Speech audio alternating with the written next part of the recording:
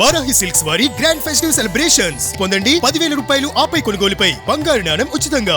దీనిపై మీ స్పందన? ఈరోజు మనం చూసుకుంటే మాజీ ముఖ్యమంత్రి వైఎస్ జగన్మోహన్ రెడ్డి గారు ఆయన పరిపాలన ఏ విధంగా కొనసాగించినారో మనం అందరూ కూడా చూసాం. గతంలో సంక్షేమ పథకాలు కావచ్చు, రాష్ట్రాన్ని ఏ విధంగా అభివృద్ధి దిశలో తీసుకునే విషయం కూడా అందరూ గమనించే విషయం అందరికీ తెలుసు. అనేక పథకాలు కావచ్చు, ఈరోజు పెన్షన్స్ కావచ్చు, ఫీజు రియంబర్స్మెంట్ సంబంధించి కావచ్చు, ప్రతి ఒక్కటి కూడా ఇంటి వద్దకే పరిపాలన అందించిన ఏకైక నాయకుడు ఎవరు అంటే వైఎస్ జగన్మోహన్ రెడ్డి గారు.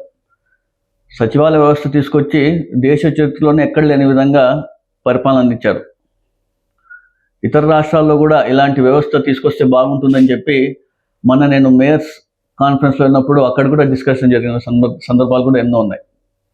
అలాంటి వ్యవస్థ ఏదో సచివాలయ వ్యవస్థ కావచ్చు, ఆర్బీకేలు రైతు భరోసా కేంద్రాలు కావచ్చు, నాడు నేడు స్కూల్స్ రూపురేఖలు మార్చిన విషయం కావచ్చు, ప్రభుత్వ హాస్పిటళ్ళన్నిటి కూడా కార్పొరేట్ స్థాయిలో దీటుగా తీర్చిదిద్దిన కావచ్చు, అనేకటువంటివి 108 కావచ్చు, ఆరోగ్యశ్రీ కావచ్చు, విద్యా దీవెన, వసతి దీవెన కావచ్చు, ఇంకా చెప్పుకుంటూ పోతే నేను ఎన్నో ఉన్నాయి ఇలాంటివి.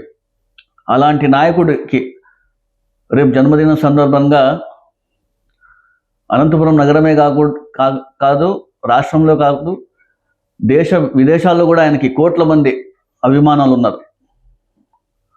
రేపు ఆయన జన్మదిన సందర్భంగా అనంతపురం నగరంలోనే కేక్ కటింగ్ కార్యక్రమాలు ఉంటాయి. అదేవిధంగా అనేక సేవా కార్యక్రమాలు కూడా జరగడం జరుగుతాయి.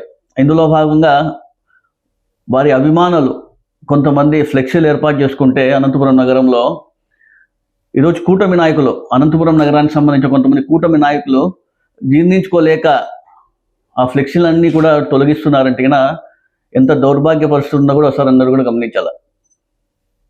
ఫ్లెక్సీల పైన గతంలో ఒక ఇష్యూ జరిగిన విషయం కూడా మేము కూడా దాన్ని చెప్పడం జరిగింది.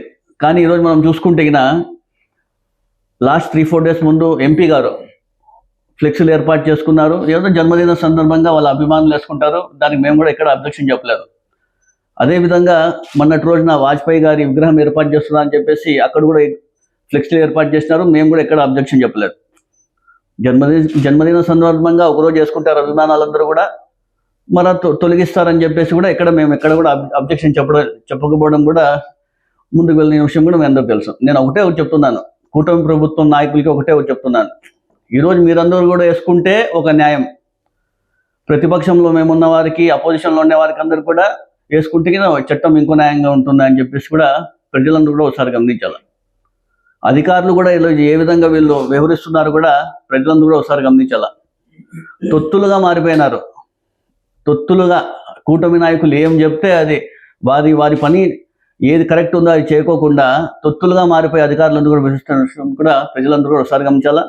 నేను ఒకటే చెప్పగలుచుకుంటున్నాను, కాలం ఎప్పుడు కూడా ఒకటేలాగా ఉండదు. అధికారాలు వస్తుంటాయి, పోతుంటాయి.